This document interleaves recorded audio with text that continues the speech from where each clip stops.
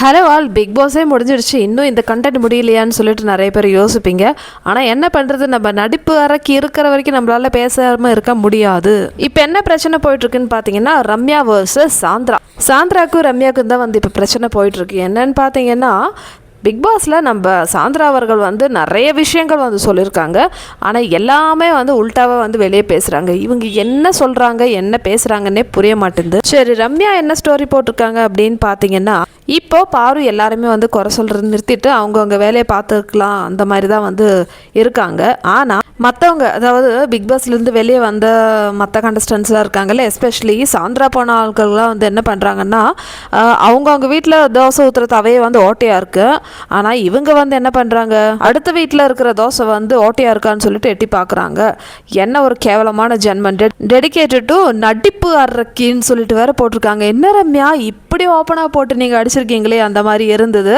அடுத்தது இன்னொரு ஸ்டேட்டஸும் வச்சுருக்காங்க. என்னென்னா, இந்த மணி பாக்ஸ் ரம்யா உள்ளே போகிறதுக்கு முன்னாடி பிரஜின் வந்து சேட் பண்ணியிருக்காரு ரம்யா கிட்ட.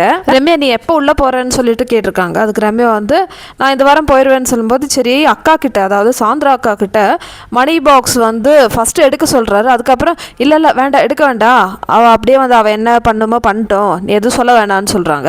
ஸோ ரம்யா என்ன சொல்கிறாங்கன்னா, உன் புருஷன் தான் வந்து எடுக்க வேணான்னு சொன்னாங்க, என்கிட்ட வந்து ப்ரூஃப் இருக்குது, வாய்ஸ் ரெக்கார்டு இருக்குது, பிரஜின் எனக்கு வந்து வாய்ஸ் அனுப்பியிருக்காரு சாந்திரா எடுக்க வேண்டான்னு சொல்லிட்டு. அதாவது நீயா வந்து எதுவுமே சொல்லாத, சாந்திரா வந்து டிசைட் பண்ணிட்டோம், அந்த ஒரு வாய்ஸ் வந்து எனக்கு அனுப்பியிருக்காருன்னு சொல்லிட்டு அந்த வாய்ஸும் சேர்த்து ரம்யா வந்து ஸ்டேட்டஸில் போட்டிருக்காங்க.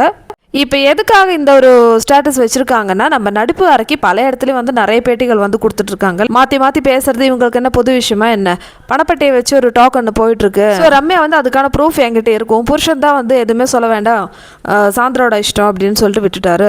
அது வந்து எனக்கு வந்து வாய்ஸ் மெசேஜ் அனுப்பிட்டாரு. எப்போ பார்த்தாலும் வந்து மற்றவங்களை குறை சொல்கிறதே உனக்கும் உன் புருஷனுக்கும் வந்து ஒரு வேலையாக போச்சு, நீயும் உன் புருஷனும் அதே மாதிரி இவங்க 4 பேர் தவிர மீதி 20 பேருமே கெட்டவங்க அப்படின்னு சொல்லிட்டு தான் நீங்கள் வந்து பேசிகிட்டு இருக்கீங்க. ஏன்னா சாந்திரா அக்கா வந்து இந்த பணப்பட்டி விஷயத்தில் நிறைய ஸ்டாண்ட் இருக்குது. ஒரு ஸ்டாண்ட் என்னென்னா, பிக் பாஸ் ஸ்கூலில் இருந்த போது பிரஜின் வந்த டைமில் வந்து என்ன சொன்னாங்க, எல்லாரும் வந்து என்னை கேவலமாக வந்து பார்க்குறாங்க, அதாவது நான் தான் பணப்பட்டி எடுத்துகிட்டு போவேன்னு சொல்லிட்டு, இந்த நல்ல வாயை சம்பாதிச்சா நார வாயை எடுத்துகிட்டு போவான்னு சொல்லிட்டு திவ்யாலாம் வந்து பாட்டு பாடிட்டு இருக்குது, அதனால தான் நான் எடுக்கலன்னு சொன்னாங்க. அதுக்கப்புறம் எலிமினேட் ஆகி விஜய் சேதுபதி கிட்ட ஸ்டேஜில் பேசும்போது ஏன் பணப்பட்டி எடுக்கலன்னு சொல்லி கேட்கும்போது ஜெயிச்சிருவேன் அப்படின்னு நினச்சேன், இந்த மாதிரி மாற்றி மாற்றி சொல்கிறாங்க. ஸோ அதுக்கு ரம்யா வந்து ப்ரூஃப் விட்டுருக்காங்க, உன் புருஷனே வந்து எடுக்க வேண்டாம்னு சொல்லிட்டு அப்புறம் எதுக்கு நீ வந்து மாற்றி மாற்றி பேசிகிட்டு இருக்க. சாந்திரா அந்த வீட்டில் மாற்றி மாற்றி பேசின விஷயங்கள் வந்து 1-2 ஆரம்பத்துலேருந்து இவங்களுக்கு இதே பழப்பாக போச்சு. எந்த விஷயம் பேசினாலும் வந்து இங்கே ஒன்று அங்கே ஒன்று அதுதான் பேசிகிட்டு இருப்பாங்க. திவ்யா விஷயம்லாம் சொல்லவே தேவையில்ல, அந்தளவுக்கு வந்து அடுக்கிட்டு போகலாம். ஸோ பிரஜினுக்கு வந்து திவ்யா மேலே ஒரு சாஃப்ட் கார்னர் இருந்தது, தங்கச்சி இன்னொரு இதில்.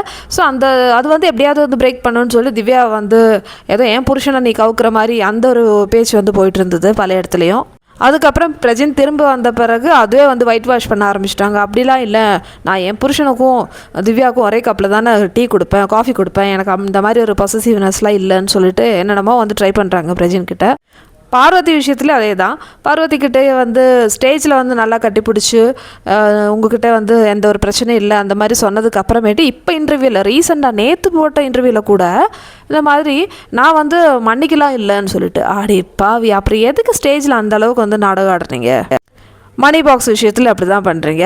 ஸோ இந்த மாதிரி எல்லா விஷயத்துலையுமே வந்து ஆரம்பத்துலேருந்து சாந்திரா வந்து டபுள் 4th ஸ்டாண்ட் வந்து அப்படியே வந்து போட்டுட்டு போயிட்டுருக்காங்க. ஸோ இதுதான் வந்து இப்போ ரீசெண்டாக வந்து வெளியே போயிட்டுருக்கு மக்களே.